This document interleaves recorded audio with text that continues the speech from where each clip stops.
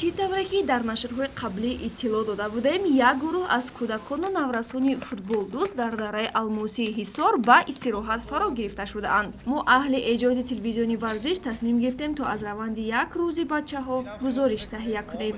Иштирокчиёни лагер рӯзи худро бо машқи пагоҳи рӯзӣ оғоз карданд. тибқи андешаи мутахассисон, обу тоби бадан субҳгоҳон имкон медиҳад, то кас худро давоми рӯз солиму болида ҳис кунад. хусусан давидану паридан дар чунин муҳити гуворо ва табиати дилкаш илҳомбахши ҳамагон аст. баъди наҳорию гашту гузор дар боғ, бачаҳоро шиноварӣ дар ҳавз интизор аст. ҳамаи онҳо маҳз ҳамин лаҳзаро дӯст медоранду интизораш мешаванд.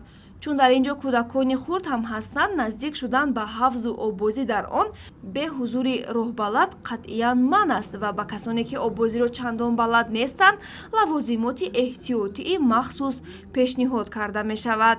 барномаи асосии рӯзро ин бозии футбол ташкил медиҳад, ки пас аз чанд лаҳзаи истироҳат бачаҳо роҳ гирифтанд сӯи майдонча. онҳо дар ин ҷо дастаи махсуси футболи худро таъсис додаанд ва аллакай бо тими футболи Ирбис ду вохӯрӣ анҷом доданд. дар як бозии мусовӣ ва дар дидори дигар мағлуб шуданд. имрӯз онҳо бозии сеюми худро доир карданд.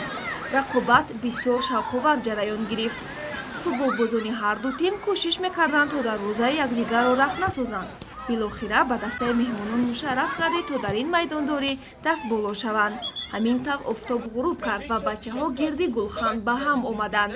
бо ҳам суҳбати дӯстона офариданд ва дар фарҷом як барномаи фарҳангӣ барои дилхушии худ таҳия карданд. бо ҳамин маҷро як рӯзи лагер поён ёфт. бояд тазаккур дод, ки барои ҳар як рӯз барномаҳои алоҳида ва маҳфилҳои гуногун аз ҷониби масъулин таҳризӣ гардидааст.